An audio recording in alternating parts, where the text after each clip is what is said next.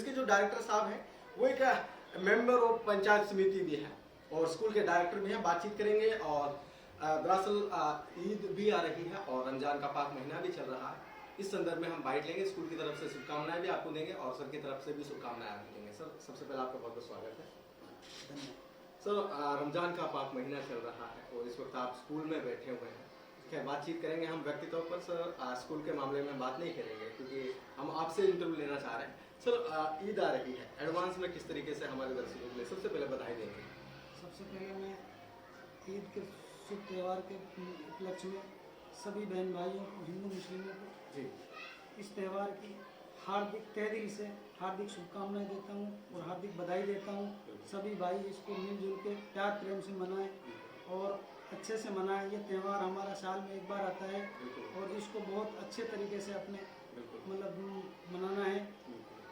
Sir देश में जिस तरीके का माहौल बना हुआ है, क्योंकि आप एक राजनीति में भी हैं और फिलहाल भी एक पद पर भी हैं, देश में कई तरीके का माहौल बना हुआ है, आपको भी पता है और लोगों में एक आक्रोश सा बना हुआ है। अभी होली भी गई थी बीते दिनों, होली पर भी आपने देखा कि किस तरीके का माहौल जो है बिगड़ा हुआ था और अब ईद आने वाली है।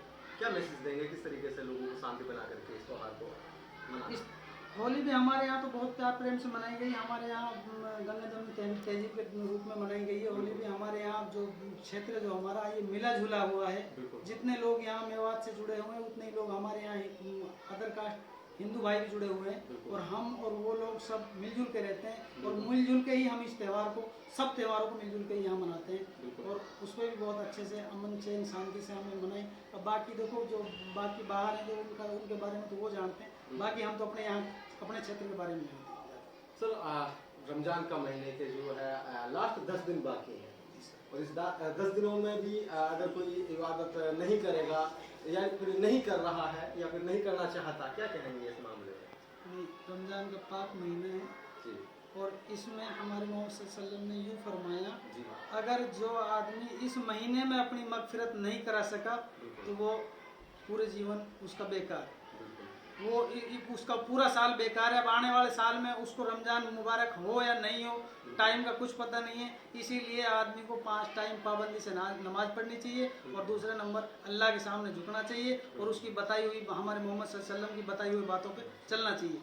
धन्यवाद। और सर मैं जानना चाहूँगा आपके पर्सनल व्यक्तित्व के बारे में। अभी तो हमने बातचीत की एक त्योहार के बारे में, अब सवाल करते सर आपके जीवनी के बारे में, आपके जीवन शैली के बारे में। आपने कुछ दिन डॉक्टरी में अपनी सेवाएं दी, उसके बाद आप MPS का चुनाव लड़े, जो कि जीते भी और अभी भी सेवाएं दे रहे हैं और उसके बाद आप स्कूल में एज ए डायरेक्टर बच्चों को पढ़ा रहे हैं, उनको मोटिवेट कर रहे हैं, बच्चों में शिक्षा का एक दीप जलाने का काम कर रहे हैं। क्या आप बताना चाहेंगे अपने बारे में? सर हमारा क्षेत्र मेवात क्षेत्र है, बहुत पिछड़ा हुआ क्षेत्र है, गरीबी रेखा की लाइन से नीचे लोग जीवन यापन यहाँ कर रहे हैं, मेहनत मजदूरी से मतलब जीवन यापन कर रहे हैं। तो इनमें शिक्षा का अलग जगाना इस क्षेत्र में बहुत ही जरूरी था। बहुत सी गवर्नमेंट स्कूलें भी हैं, काफ़ी खुली हुई हैं और फिर कुछ मतलब कमियां हैं, तो मतलब जैसे प्राइवेट स्कूलों की भी ज़रूरत है। तो इसीलिए हम इस क्षेत्र को शिक्षा के क्षेत्र में आगे बढ़ाना चाहते हैं। हमारी सरकार बहुत भरपूर मदद कर रही है और पहले से ही करती आ रही है और हम ये चाहते हैं कि यहाँ से भी IAS IPS इस क्षेत्र से भी हमारे बच्चे निकलें। बिल्कुल, तो इसलिए आपने स्कूल यहाँ पर स्थापित किया। किस तरीके की शिक्षा बच्चों को आप दे रहे हैं?